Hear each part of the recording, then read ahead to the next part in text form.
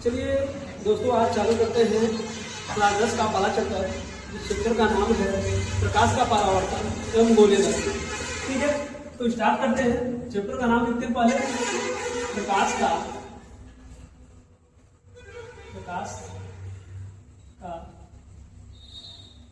परावर्तन एवं गोलीय दर्पण।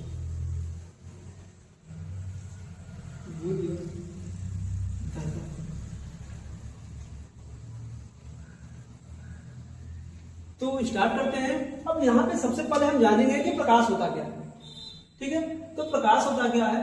आप सभी लोग प्रकाश के बारे में सुने होंगे और आज तक हमने इस प्रकाश के बारे में सुना था। आज इस प्रकाश के बारे में हम पढ़ेंगे। ठीक है, तो सबसे पहले प्रकाश कहते किसे हैं, आइए हम जानते हैं प्रकाश को। तो प्रकाश ऊर्जा का वह माध्यम होता है जिससे हम किसी वस्तु को क्या करें, देख सकते हैं। तो प्रकाश हमें किसी वस्तु को देखने में सहायता प्रदान करती है। अब वस्तु में दिखाई किससे देती है, तो होता क्या है कि जब प्रकाश, मान लीजिए या आपका सूर्य, जब सूर्य से प्रकाश की किरणें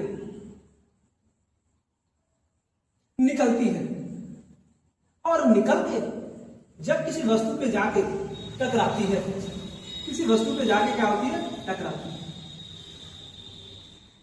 और वस्तु से टकराने के बाद प्रकाश की किरणें कुछ ऐसे आती है। अब देखो, जब प्रकाश की किरण जब निकलती है, जो प्रकाश की किरण निकल के वस्तु से जाकर टकराती है, इस वस्तु को हम, इस किरण को हम बोलते हैं प्रकाश की आपतित किरण। आपतित किरण।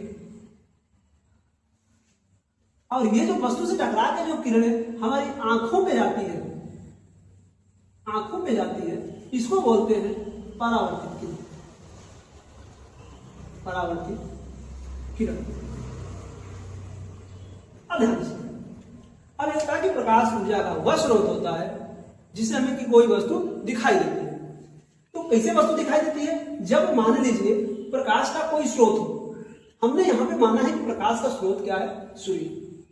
जब प्रकाश की किरणें इस सूर्य से निकलती हैं और प्रकाश की किरणें जो सूर्य से निकलती हैं उसको हम बोलते हैं आपतित किरण, या तो प्रकाश की किरणें प्रकाश के जिस स्रोत से निकलती हैं उसको बोलते हैं आपतित किरण।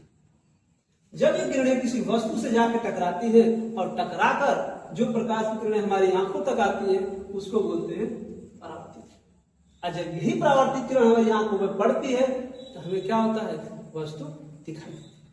ठीक है ना, तो हम कह सकते हैं प्रकाश ऊर्जा का वह स्रोत होता है जिससे हमें कोई वस्तु का हो दिखाई दे। ठीक है ना, तो चलते हैं। अब बात आती है कि इसको मिटा देते हैं। ठीक है ना, अब बात आती है कि प्रकाश आता कहां से।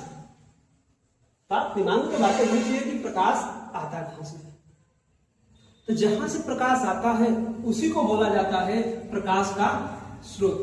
प्रकाश का स्रोत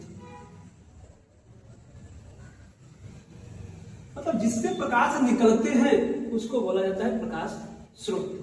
प्रकाश निकलते कहां से, तो सबसे पहले अगर बात की जाए तो प्रकाश निकलने के दो स्रोत होते हैं जिसको बोला जाता है, पहले को बोला जाता है मानवीय स्रोत। मानवीय स्रोत। और दूसरी को बोला जाता है प्राकृतिक स्रोत। प्राकृतिक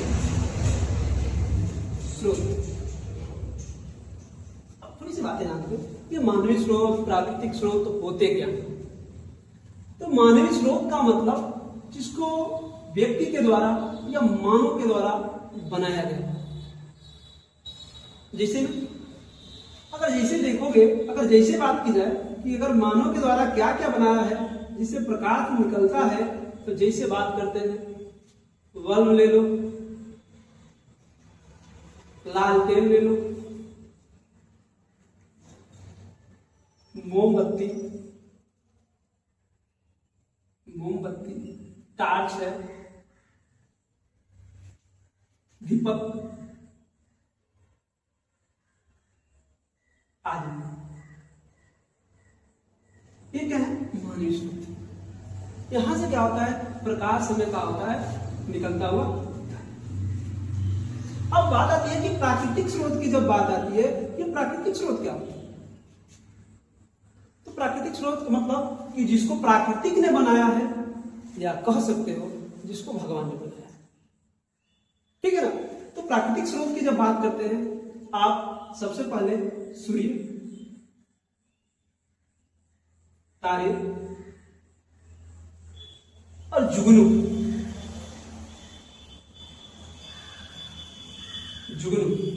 इत्यादि,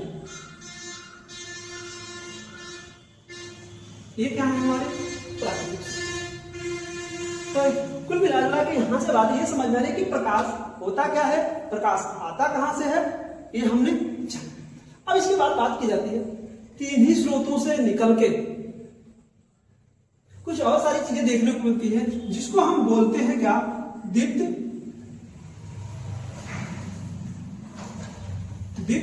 या प्रदीप्त। और इसके एक आता है, एक आता है दीप्त होता है, और दूसरा इसको कह सकते हैं प्रदीप्त। अब बात आता है अदीप्त, ठीक है ना, अदीप्त। अब बात की जाती है कि ये दीप्त और अदीप्त ये होते क्या। तो जो मानव के द्वारा बनाए गए स्रोत होते हैं और प्राकृतिक द्वारा जो बने स्रोत होते हैं, ये जो चीजें दिख रही है, यही हमारी क्या होती है, दीप्त होती है। जो मानव और प्राकृतिक के द्वारा बनाए गए जो स्रोत है, जो प्रकाश के स्रोत है, यही हमारे क्या होते हैं, दीप्त होते हैं। या दीप्त कह लीजिए, या उसे क्या कह लीजिए, प्रदीप्त कह लीजिए। अब बात आती है ये अदीप्त क्या होता है। तो अदीप्त की जब बात आती है, तो ये कह सकते हैं कि अदीप्त वो होते हैं जो प्रकाश के स्रोत से प्रकाशित होते हैं, ठीक है ना। जो प्रकाश के स्रोत से प्रकाशित होकर प्रकाश उत्पन्न करते हैं, उसको हम क्या कहते हैं, अदीप्त कहते हैं। बात समझ में आ रही है। कहने का मेरा मतलब यह है कि अब हम ये कह सकते हैं कि जिसके अंदर स्वयं का प्रकाश हो, ठीक है ना, जिसके अंदर स्वयं का प्रकाश हो, उसको हम कह सकते हैं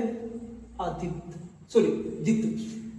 और जिसके अंदर स्वयं का प्रकाश न हो, वो दूसरे के प्रकाश से चमके, उसको हम बोलते हैं क्या, अदीप्त वस्तु। यहां पे अगर बात की जाए दीप्त वस्तु में, ये जो सामने आपको दिख रहे हैं, ये सब क्या है, दीप्त वस्तु है। इनको प्रकाशित होने के लिए किसी की जरूरत नहीं होती। लेकिन अदीप्त की बात करते हो तो सबसे पहले हम मानेंगे कुर्सी ले लो, कांच ले लो, चंद्रमा हुआ आपका, ठीक है। इसके बाद कुर्सी, कांच, चंद्रमा आदि बहुत सारी वस्तुएं जो क्या होती है, दूसरे के प्रकाश से चमकती है। मतलब ये कह सकते हैं कि जिसके अंदर स्वयं का प्रकाश नहीं होता, वो दूसरे के प्रकाश से चमकता हो, उसको अदीप्त कहते हैं। और जो स्वयं के प्रकाश से चमकता है, उसको हम दीप्त वस्तु कहते हैं। ये रहा आपका प्रकाश, और प्रकाश के स्रोत कहां से आए, ये। अब इसके बाद हम पढ़ेंगे क्या, प्रकाश के गुण क्या होते हैं, ठीक है ना। इसके बाद पढ़ेंगे क्या, प्रकाश के गुण। तो इसको मिटाते हैं। अब बात होगी प्रकाश के गुण।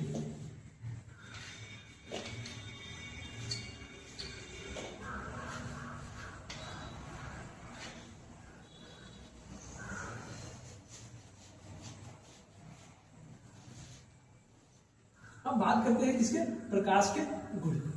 प्रकाश के का गुण,